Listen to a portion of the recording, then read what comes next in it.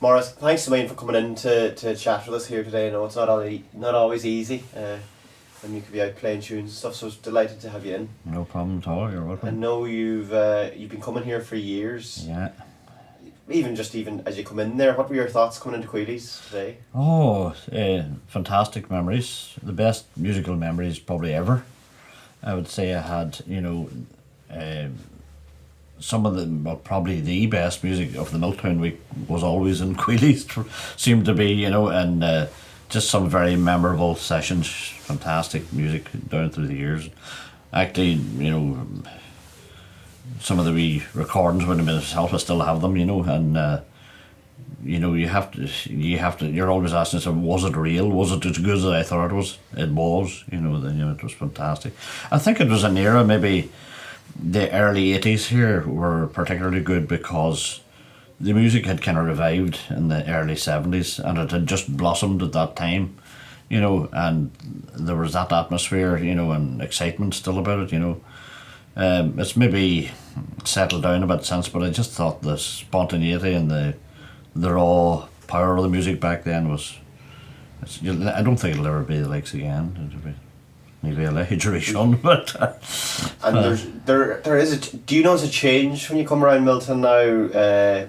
Young people playing and what they are playing compared to then. Do you see a difference in the music and the approach to playing the music? Well, I suppose, as I say, the music wasn't that. It was still in the 70s. It was reviving and that, and the early 80s. There was such a hunger for going to piping classes and pipe making and all that that hadn't been there. It was the ideal place to go just to get in contact with all that. They were like bees to honey. It was you couldn't.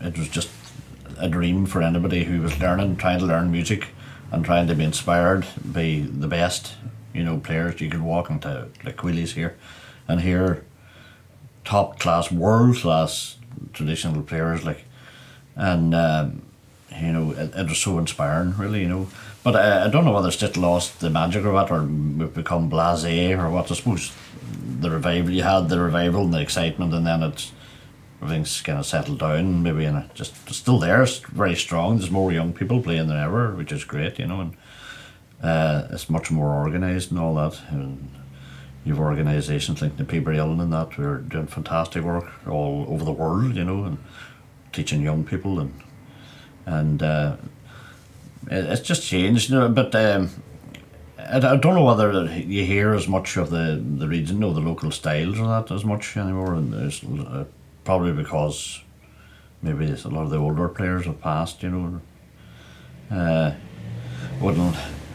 know what's going on all year round, but there's still, there's still a lot of young people playing music, and they're playing very good music, and it's changed, but I suppose that's a natural process, You might talk to us about your upbringing, where you're from. Well, I'm from. I always say I'm from the Sperrins, which is Sperrin Mountains, which is kind of the east side of the Sperrins is in County Derry, and the few miles in is Tyrone, But I think we kind of musically would have veered more towards Tyrone, The pretty remote area, we didn't get electricity to 1977, and the whole area is very kind of. There had been Irish speakers and all that in the Sperrins till the last ones died in 1970, Johnny Ban McAleer up in Greencastle, and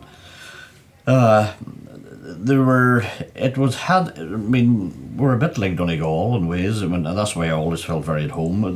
Donegal went over there because we were the same, we were just post kind of Gaeltacht era, and my parents played a bit of music, but my father played the melodeon a bit, and my mother was a good singer. She could play a tune on the fiddle, but of course they were farming people, they didn't have much time to play music or anything. It was probably shunned a bit. You were here to play the fiddle, you were sent out to dig the garden or something. But But at the same time, they had the old dances and that as well. They danced Highlands, just the same as Donegal. And they had the corn rigs and all them old dances they used to do. And in my parents' time, when my father was born in 1916, 92 when he died, and it was all the house dances around the area whenever they were growing up. And that's where the social life was, and that's how people met and got married and all these house dances. And that was the kind of dances they did, somebody played during the blues and they was handed on to some. Even the old 10 keyed melodeon, they were popular, and they played all them mazurkas and Highlands and stuff. Quite similar. I mean, some of the tunes my father would have had, I heard James playing as well, but some of them might have come off maybe gramophone records as well. They used to listen to, my father used to talk about Peter Wiper. He was a popular melodeon player from, they were from Yorkshire or somewhere, I think. But, that tune, The Fickle Lad? Da-da-dee-da-da-dee-doo-doo-doo-doo-doo. My father played that in the melodeon. Oh, I don't know where did he get that? Like it may have been Peter Wiper now, but maybe it appeared in Donegal for the same reason. What were your parents' names? Oh, John Bradley. John. Johnny Pat Roddy would have been his nickname. So we'd been living in that piece of land, I think, that we were on from the earliest records in after the plantation or whatever, 1652 or something. There was the Hearth Money Rolls, and there was a Donald O'Brollohan lived on that bit of land. And the house I was born in was built 1830, and then there was another old house, regional house from the family on the other side of the road. It was built about 100 years earlier. So they were there all that time. People didn't move about much in that kind of society, Everybody married somebody from the other side of the hill, they would over to Glenelly to get married, or to get... Were they Irish speakers? My father said he remembers his granny. She was from a wee place called Goals. If you're going up the Glenelly Valley, there's a wee place called Goals, and she was from over there. And she died in 1930 something. He was was about 9 or 10, I think, when she died. And she used to scold him in Irish. And it was her. She was kind of reverting to her original mother tongue whenever she got angry or that. When she got old. And he had a lot of Irish words through his English. I mean, words that were, you would have to go and look them up, like, he'd be talking about the Samhraidh, out in the mountain there'd be a Samhraidh, the carpet bog, and I mean, I've made a list of them, like, I did a bit of research on Tyrone Irish, did an MA on Tyrone Irish, and it was just, it was East Ulster Irish. It was a wee bit different than Donegal. Quite like the Blue Stacks. Very like the Blue Stacks. They moved there? They moved back into the Blue Stacks. There was nobody living there. But a lot of the stories as well, the old Scoil the Bailey-ish, they had the same, word for word practically in Tyrone, The next parish to me, I dug some of them out of Cleve Solish, the Gaelic League magazine, and the Irish in them was as good as you'd get anywhere. So you're growing up, your parents played, busy on the farm, but what was your journey through that then to pick up the fiddle? And we were kind of, when I was growing up, there was a lot of singing, it was kind of the ballad area as well. And singing around the house and that for the family, it was a kind of a natural thing. Everybody knew the words of all these songs. They were kind of,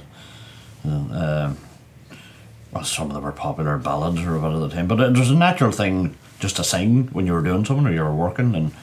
And I kind of found an old tape of a house party a while back, and we were all Waynes at the time, but we knew they were all singing together, but they knew the words of the songs, and it's just amazing, how they knew so many songs. It was kind of, that was one, I suppose, type of musicality with them, but I got interested, I suppose, in the Flaws and all that were starting, and I would have been listening to the radio as well.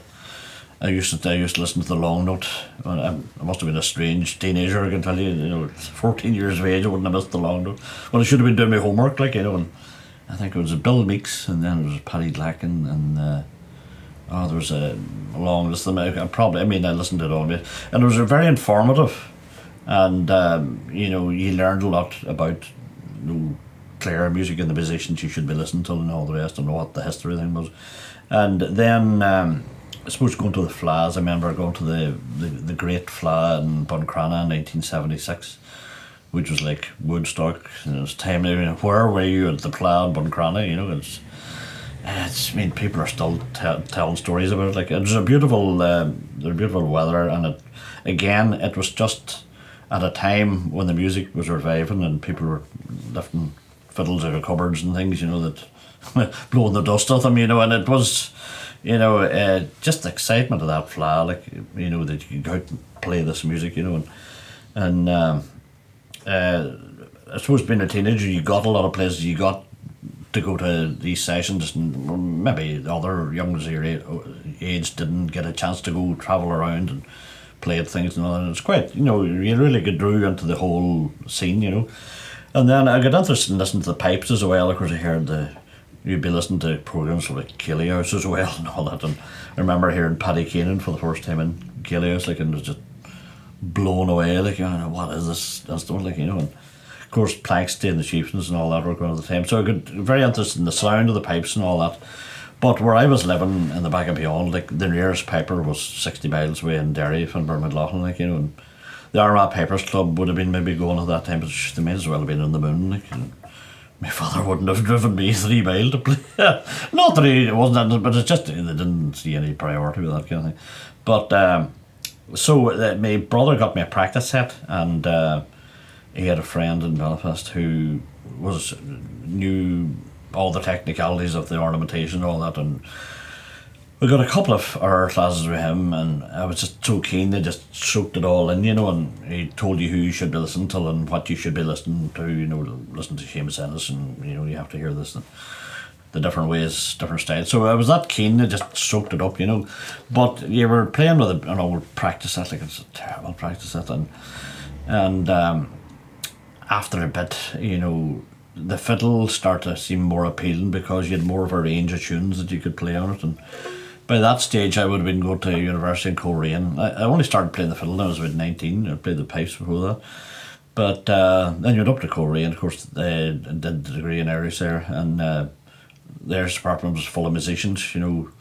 It maybe not quite as much as previous years, but there are people like Gary Hastings would have been there on the flute, and Seamus Quinn on the fiddle, Jerry Lappin on the accordion, Tarla Connolly and J. Rocker.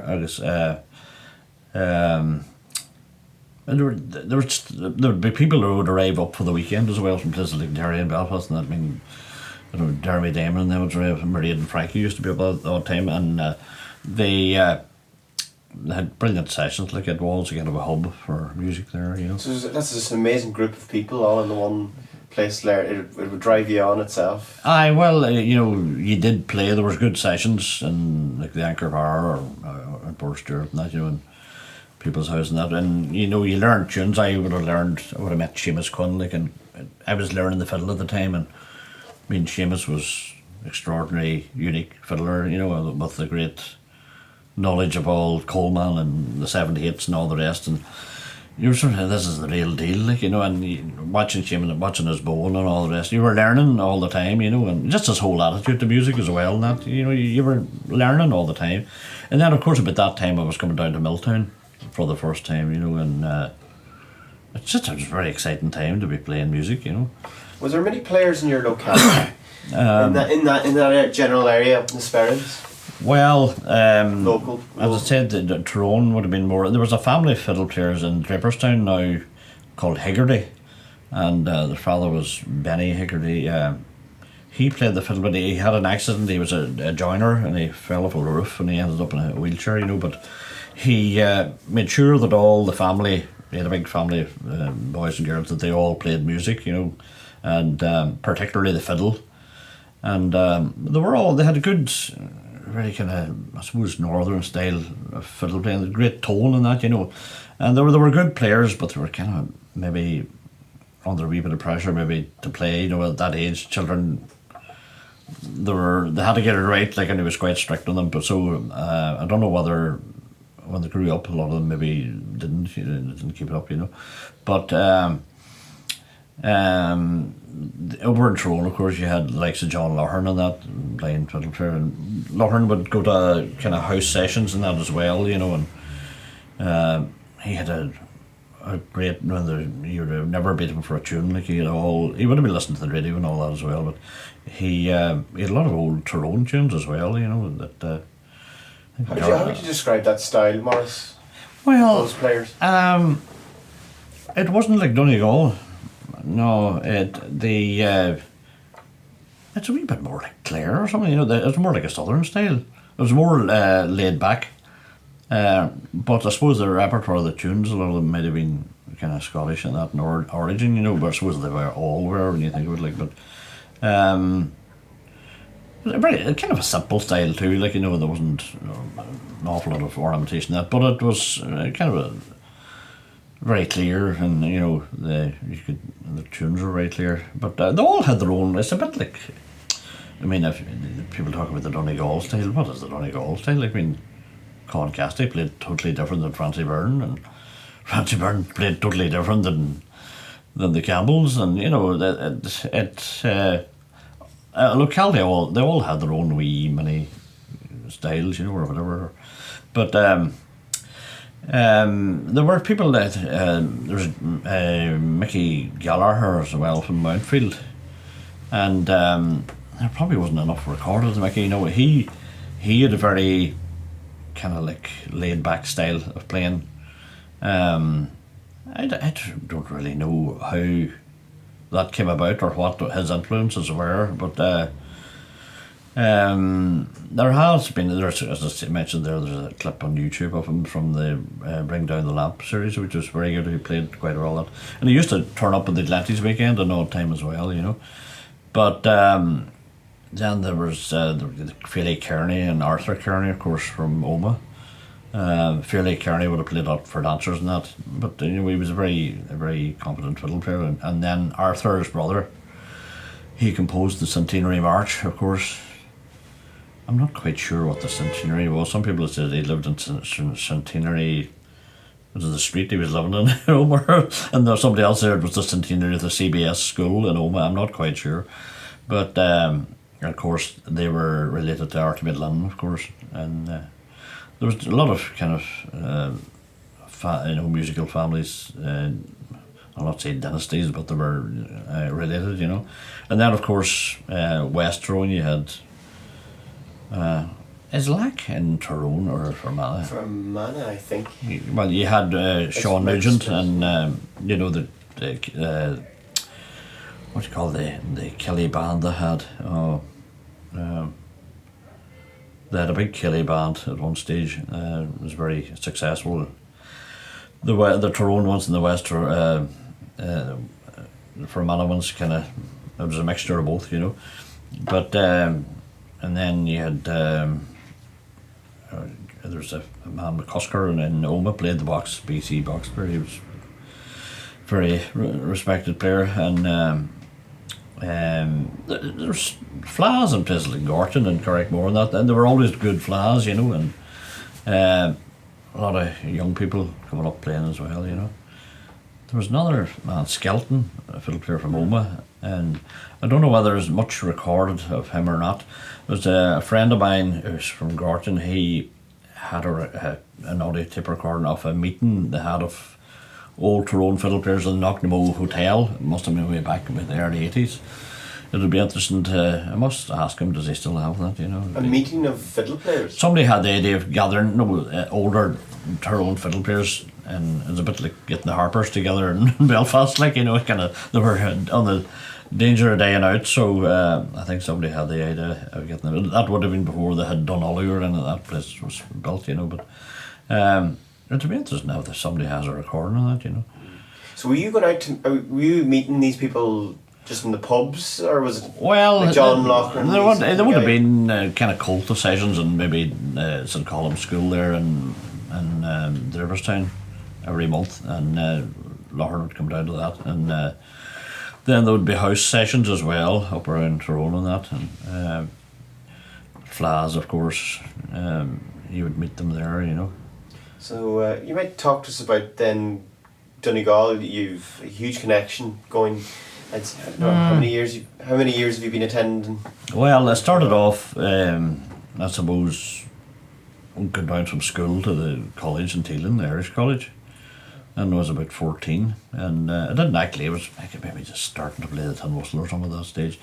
And I was staying in Christine Curran's, you know, the bungalow down at the Samhraidh, and I do remember one day, I wouldn't have been conscious that there was music in the area ring at the time, but I remember this man arriving one day with the cap on him and the big coat on, the hobnail boots, and fiddle under the coat, and I can remember this great fuss that was made about him, like it was like the Pope had arrived, you know, oh God, John Doherty, you know, Doherty had arrived, he was living in the docks at the time in Carrick, and he came into Michael Curran, the son of the family, was supposed to be learning the fiddle, you see, so John had brought him this fiddle, and he was giving them the fiddle, and I remember, it's funny, you have very vivid memories at that age, you know, of things, and I just knew there was something very unique about this man, you know. It was he was telling stories, and I can remember nearly every word he said, like, you know. What's to say? Somebody asked him, "Were you ever in America, John?" And I was in America for a day. Says, and I can remember that. And this old fiddle, it had gut strings and no chin rest on it, and I'd never seen gut strings on a fiddle before, you know. And of course, he played the asked him to play the four-poster bed and the mason's apron and all the favours, like, you know. And I was sort of struck at that time, even I had been kind of listening to maybe the chieftains of that, probably listened to Sean Keane and people like that, and I'd sort of noticed they did a lot of ornamentation, you know, with the fingers and that, whereas John's style was very sparse, and I wasn't sure whether I liked it or not. I couldn't get my head around it, you know, but he was very precise, I remember that. I mean, he was playing well for his age again, that, you know, but that must have been 1974, I think it was. And I sort of remember that, but I didn't really realise who I was listening to, like, you know. As for other music in the area, I would never have realised, we would have been attending the college and all that, and Concasty lived a few fields away, like, but you never heard them, they never played out, like. I remember one night now, this group come in to play in the college for the students, and it was Dermot Byrne and his brother John and Valerie that played the whistle, Sean Conjohnny and Sean Byrne on guitar, and Thomas Cunningham on the banjo. They called themselves Carrigan, I think it was at the time, and we couldn't get over this wee boy, he looked about 7, who could play exactly like Joe Burke, like, it was you're sort of, that can't be real, like, you know, I don't believe this kind of thing. It was fantastic, like, it was, you know, the feet hardly touched the ground from the chair, like, and you're sort of, oh my God, what's this, you know, and he used to maybe play there at the pier as well, no time he was sitting on the wall, and so you were sort of becoming aware that there was a lot of music, a strong tradition of music in there. I remember hearing Mickey Golly as well. We had been going down to the pier to swim, you see, and Mickey Golly used to be playing the box inside the house. And I remember us going in one day out of curiosity and chatting to him, you know, when he had this big 3-row accordion, but we didn't realise the character we were dealing with. But no, and then I would say the early 80s was the first time I was starting to play the fiddle when I went to Clare. You see, it's kind of left the pipes to the side for a while. It was kind of, there was a lot of tunes I noticed, like, that you were going to sessions, a lot of tunes that maybe didn't suit pipes so much, and that, and a wider repertoire was open to you on the fiddle, and you could play in different keys and stuff. And then that was a bit early 1980s, and I remember, how was it, Dermot McLaughlin or somebody said, I'm going down to this Clancy's place now this weekend. They're starting up this organisation for promoting Donegal fiddle playing, you know. So a weekend away in Donegal, yes. We're up.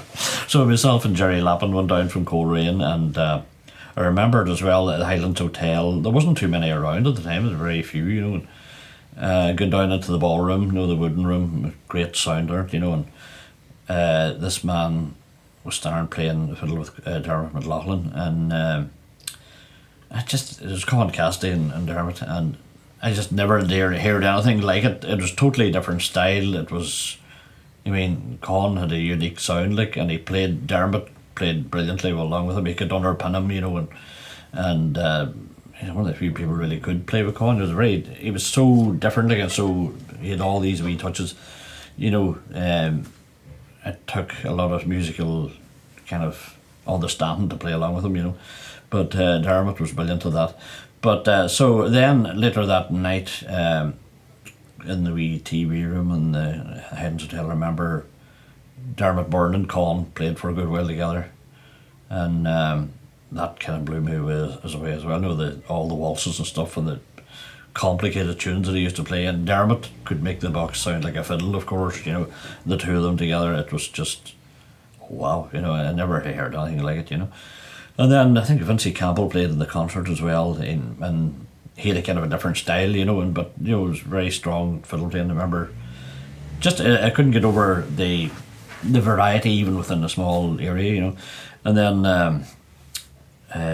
Marie Winnie was there as well, Francie Mooney, and a series coming together of people, it seems. Oh, it was, you know. These people hadn't probably played out of the house much, you know. Con wouldn't have played out that much before that, and out of his own area, like, and it was a revelation really for me, you know. So then I started going down to I would go down to the Clancy's weekend every year, and then I was down teaching in the college in Teelan as well for a couple of years, and James Burnon would have been on the go at the time. James would have been playing 6 nights a week, or maybe twice on a Sunday, I think it was. He was in the hotel in Malbay, and of course I was out every night. Where is he tonight, kind of thing, you know. And you know, you learn so much from listening to James, you know. Playing a Highland, you really can't get the swing into a hill. You couldn't do it from listening to it in a CD. Like, you'd have to sit for maybe years with James to get that swing that he used to get into the Highland, like, you know. And he's just such a flowing bow, you know, and it kind of changed your whole way of thinking about fiddle playing, you know. And the very generous man with his music and all that, you know, pure gentleman, you know. And it's a great time. And then of course the Fiddle Week started up then during the summer, and it was just, you know, you had, you know, Siobhan Peoples, Paula Shaughnessy, Dermot McLaughlin, and I mean the Marie Winnie, the music was just phenomenal. You remember it yourself, you know. There was kind of no going back then, you know. So you came back every year since? I come back every year since, and then you were picking up the repertoire all the time and that. But at the same time, I still do listen to music from other areas, you know. I love Paddy Cronin. I would listen to him, probably from being down here too, you know. The two places had an influence on me, you know. Good traditional players from any style, I think they've more in common at the core of the music than people realise, you know. I remember watching Ben Lennon and James Byrne and Derry Connolly, you know, and you're sort of thinking, well, two totally different styles, how are these boys going to play together, you know? And they just sat down and they played, you know, common reels, like, and no bother fitting together at all, you know. And so I think, I mean, I love the Donegal style and all that, but I do listen to people like Paddy Cronin and, you know, Dennis Murphy and all that. I love their music as well, you know. I listen to them all, you know. And I would have played a fair bit of music with Seamus Quinn as well, you know, Father Seamus, and of course he was either Michael Coleman or not. I don't know if I should be recording this, but you know, that was very lively music, and there's great kind of wavy bone style and all the rest. And I would be probably a mixture of them all, you know. If I'm playing Donegal tunes, I like to play them in the way I heard them. If I was playing maybe a Sligo tune, I would like to play it the way maybe Seamus Quinn played it or whatever. I've been trying to play it. But you know what I mean? I think you can be a mixture or a combination of them all, but there's a core thing that's common to them all as well, you know. Yeah, it's a big question I always, and I think you've hit the nail on the head. Is there a regional style? And people are talking about regional styles, but sure, the variety in the music is well, I think it's up to the individual. Almost. I think it's like people's accent as well. You know, people talk slower down here, and there's kind of a lilt with it, and the same as we care. The music did reflect the way people talk. I think, even you know, it's an expression. I mean, I suppose Donegal's very rocky and rugged, and there's plenty of power art and all the rest. There's good things about all the styles, you know, and it's nice to do. Well, maybe I'm a dabbler, I don't know, but I would say the people you play with regularly. Now, if you're playing in a regional style, that will probably be the bedrock. If you're, I would say maybe Donegal would be the bedrock, in my case. But I still like listening to players from other styles and maybe trying to play their tunes. You know. When you said that about James Burnon, I suppose personal interest in this, the lift with the Highland and the rhythm with the bow. Would you be what were the kind of things that he was doing that you were seeing, that you were observing? It was a swing that he could put into, you know. Was it a nut bow or? It was kind of a flow or kind of a circular thing, you know.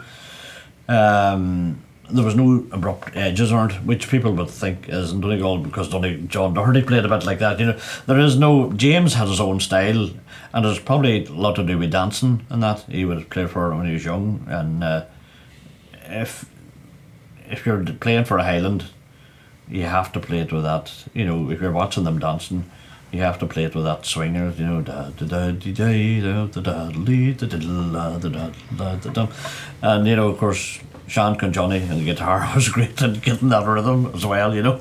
Yes, but I think I think music should reflect a place or a people's, you know, the way they talk and everything about them. It should be an expression of that, and I think it is, you know. It'd be a pity to lose that, you know. I know, I suppose you had Tommy Peoples in East Donegal, and that was a different style again, you know. And he was good at, I mean, he can play Highlands the same way as James did, you know. He had that swing as well, and I suppose, you know, I don't think you can draw hard and fast barriers or anything and say that, you know, there is one specific way of playing Donegal music, or maybe I'd imagine in Kerry there was probably local styles as well, you know, or within the you know, the famous players, I suppose everybody followed them, and to a certain extent, same way in Sligo, everybody was, take an example from Coleman or whatever. Did you play a tune? Well, I'll try. After all that blather now.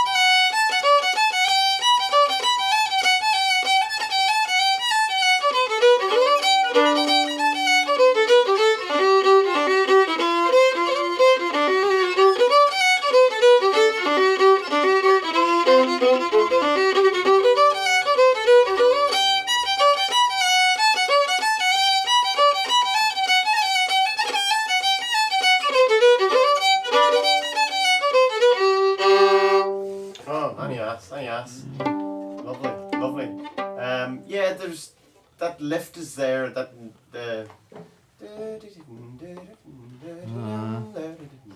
I can hear that. There's a tonal thing as well. I think there is there that you must have picked up in your travels.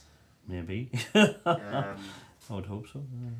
If you were to go back to a younger Maurice Bradley or a younger person now today, learning Irish just music, what would you kind of say to yourself or to someone now learning the music? What's the crux of it?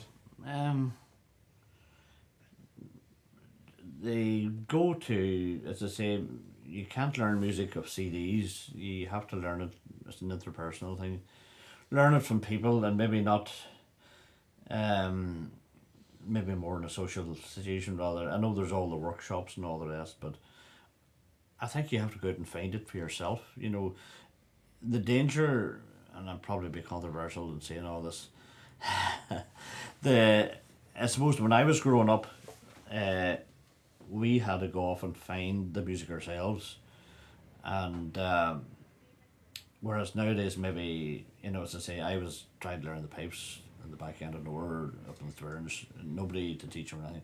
Nowadays people are yelling, there's classes everywhere, which is great, fantastic, but in our day we had to seek it out, and even fiddle music and all this, there wasn't that much about there weren't as many classes or workshops, or there was no case of maybe, you know, your parents buying you this great instrument, top class, and sending you off to a workshop, 3 or 4 of them in the summer maybe, and you went into the best players, and you sat there, and I mean the young players are fantastic, great ears and all this, and they can pick up, play a phrase to them, da da da da da da da da da, and they can play it like perfectly.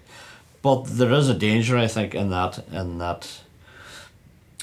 there will be a standardisation or a sameness creeping in, because people haven't found the music on their own terms or whatever, and developed put their own personality into it.